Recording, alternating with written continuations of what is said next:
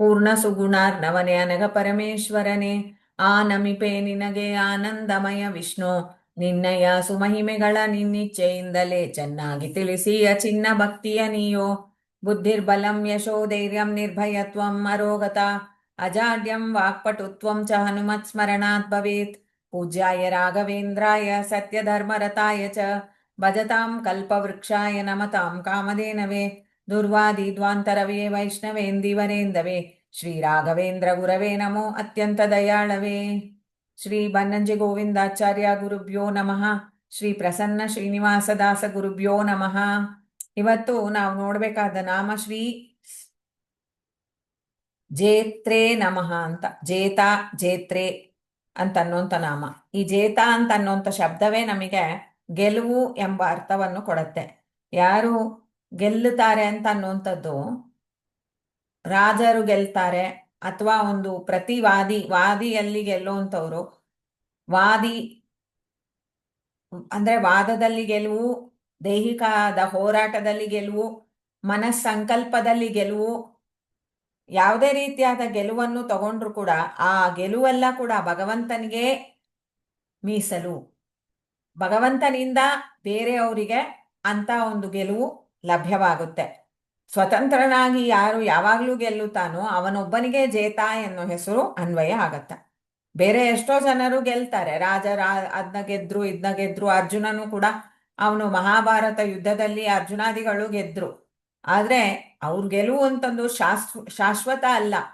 ಯಾವಾಗ ಪರಮಾತ್ಮ ಪರಂಧಾಮಕ್ಕೆ ತೆರಳ್ತೀನಿ ಅಂತಂದು ಹೇಳಿ ಅವನು ಹೇಳ್ತಾನೆ, ಹೋಗಿ ನೀನು ದ್ವಾರಕೆಯಲ್ಲಿ ಇರುವ ಜನರು ಹೆಂಗಸರು ಅವ್ರನ್ನೆಲ್ಲ ಕರ್ಕೊಂಬಂದ್ಬಿಡು ಅಂತಂದಾಗ ಅರ್ಜುನ ಹೋದ.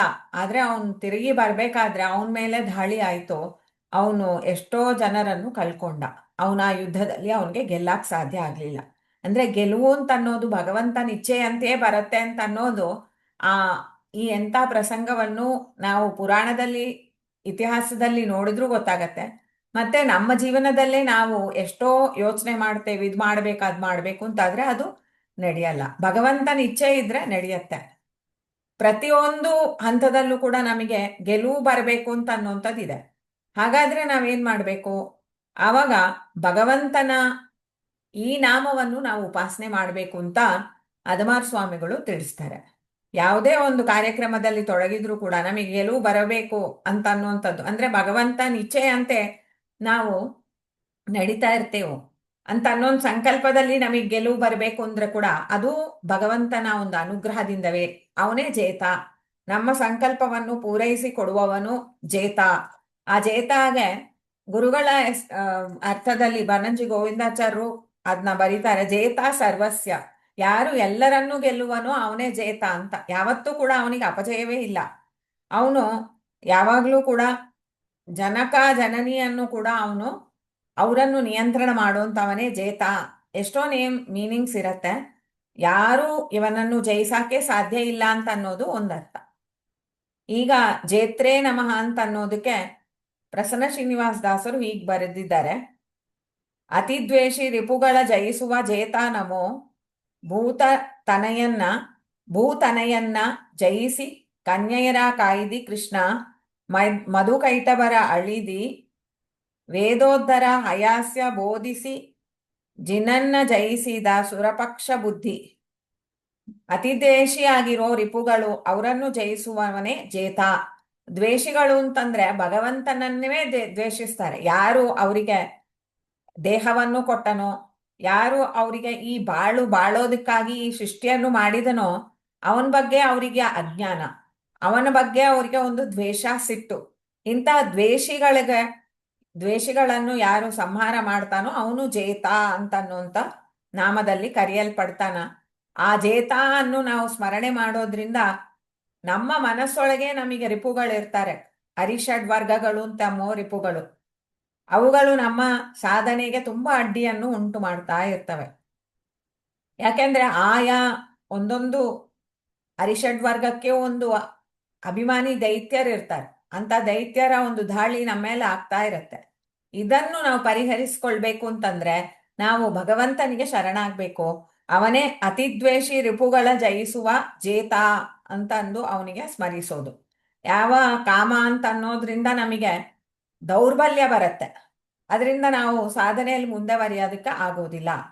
ಅದನ್ನು ಪರಿಹಾರ ಮಾಡ್ಕೊಳ್ಳಕ್ಕೆ ಜೇತಾ ನಮೋ ಎಂಬೆ ಅಂತ ಅವನಿಗೆ ಸ್ತೋತ್ರ ಮಾಡ್ತೇವೆ. ಭೂತನಯನ್ನ ಜಯಿಸಿ ಆ ವರಾಹ ರೂಪವನ್ನು ಸ್ಮರಿಸ್ತಾರೆ. ಅವನೇನ್ ಮಾಡ್ತಾನ, ಭಗವಂತ ವರಾಹ ರೂಪದಲ್ಲಿ ಬಂದು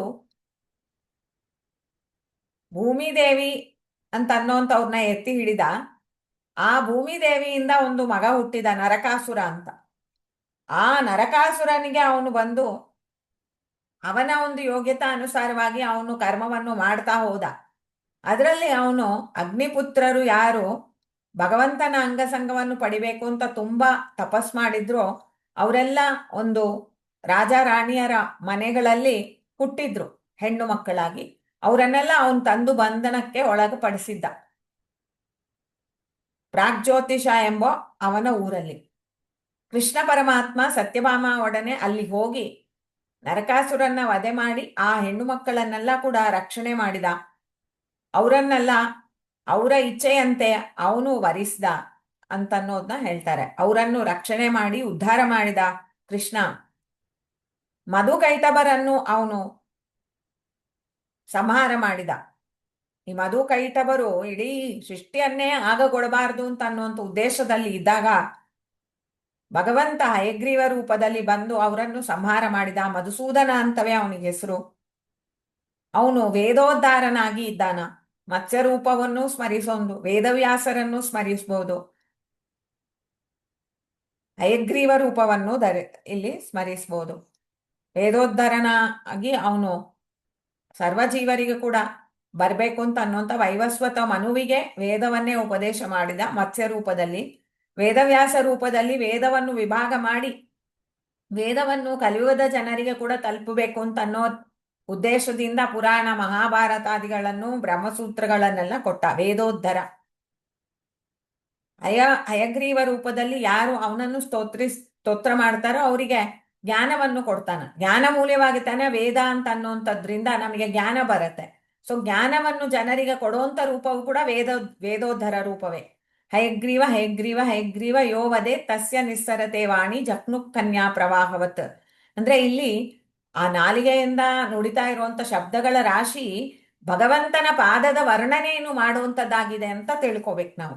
ಅಂತ ಒಂದು ಉತ್ಕೃಷ್ಟವಾದ ಗುಣವು ಉಳ್ಳ ಆ ಪರಮಾತ್ಮ ಹಯಾಸ್ಯ ರೂಪದಲ್ಲಿ ವಾದಿರಾಜರಿಗೆ ಒಲಿದ ರೂಪ. ಅವನು ಬೋಧಿಸಿ ಹಯಾಸ್ಯ ಬೋಧಿಸಿ ಯಾರಿಗೆ ಬೋಧನೆ ಮಾಡಿದ ಹಯ ರೂಪದಲ್ಲಿ ಅಂತಂದ್ರೆ ಅವನು ಸೃಷ್ಟಿ ಮೂಲದಲ್ಲೇ ಹಯಗ್ರೀವ ರೂಪದಿಂದ ಬ್ರಹ್ಮದೇವರಿಗೆ ಇಡೀ ವೇದಗಳನ್ನೆಲ್ಲ ಉಪದೇಶ ಮಾಡಿದ. ವೇದಾಭಿಮಾನಿಗಳನ್ನು ಕದ್ದೊಯ್ದ ಹಯಗ್ರೀವ ಎಂಬ ರಾಕ್ಷಸನನ್ನು ಅವನು ಸಂಹಾರ ಮಾಡಿದ. ಆ ಭಗವಂತ ಜಿನನ್ನ ಜಯಿಸಿದಿ ಸುರಪಕ್ಷ ಬುದ್ಧಿ. ನಿನಗೆ ಯಾವಾಗ್ಲೂ ಕೂಡ ಸುರರು ಅಂತಂದ್ರೆ ಯಾರು ವೇದದಲ್ಲಿ ಇರುವಂತ ಭಗವಂತನ ಗುಣಾನುಸಂಧಾನ ಮಾಡೋದಿಕ್ಕೆ ಅಪೇಕ್ಷೆ ಪಡ್ತಾ ಅದರಲ್ಲಿ ಆನಂದ ಪಡ್ತಾರೋ ಅಂತ ಸುರರ ಪಕ್ಷದಲ್ಲಿ ನೀನಿರ್ತಿ. ಭಗವಂತ ಯಾವಾಗ್ಲೂ ಜ್ಞಾನದ ಪಕ್ಷದಲ್ಲಿ ಇರ್ತಾನ ಅಂತ ಅನ್ನೋದನ್ನ ತಾನೇ ಹೇಳ್ಕೊಂಡಿದ್ದಾನೆ. ಜ್ಞಾನೀತು ಆತ್ಮೈವ ಮತಂ ಅಂತ. ಜ್ಞಾನದಿಂದವೇ ಎಲ್ಲಾ ಕರ್ಮಗಳು ಪರಿಸಮಾಪ್ತಿ ಹೊಂದತ್ತೆ ಅಂತ ಅನ್ನುವಾಗ್ಲೇ ಜ್ಞಾನ ಅಂತ ಅನ್ನೋದು ಎಷ್ಟು ಮುಖ್ಯ ಅಂತ ಅನ್ನೋದು ಕೂಡ ನಮ್ಗೆ ಸೂಚಿತವಾಗಿದೆ. ಈ ಜ್ಞಾನದಿಂದವೇ ಜಯ ಅಂತ ಅನ್ನೋದು ಕೂಡ ಇಲ್ಲಿ ಸೂಚನೆ ಮಾಡ್ತಾ ದಾಸರು ನಮ್ಗೆ ಆ ಜ್ಞಾನ ಪ್ರಚಾರ ಮಾಡ್ತಾ ಇರುವಂತ ಭಗವಂತನ ಮುಖ್ಯ ರೂಪಗಳು ಜ್ಞಾನವನ್ನು ಕೊಡುವಂತ ವೇದಗಳನ್ನು ಉದ್ಧಾರ ಮಾಡಿದ ರೂಪಗಳು ಇದನ್ನೇ ಇಲ್ಲಿ ಸ್ಮರಿಸ್ತಾ ಇದ್ದಾರೆ. ಜಯ ಅಂತಂದ್ರೆ ಜೀವನಿಗೆ ಈ ಸಂಸಾರ ಬಂಧದಿಂದ ಕಲ್ಚೋದು. ಅಂತ ಕಲಿಸುವಿಕೆಗೆ ಕಾರಣವಾಗಿರೋದೇ ಜ್ಞಾನ. ಆ ಜ್ಞಾನವನ್ನು ಅವನು ಕೊಡ್ತಾನ. ಜಿನನ್ನ ಜಯಿಸಿದ ಅಂತ ಅನ್ನುವಾಗ ಆ ಜಿನ ಎಂಬೋ ಆ ಬುದ್ಧ ಆದ ಅಂತ ಅನ್ನುವಂಥದ್ದನ್ನ ನಾವು ಕೇಳ್ತೇವೆ.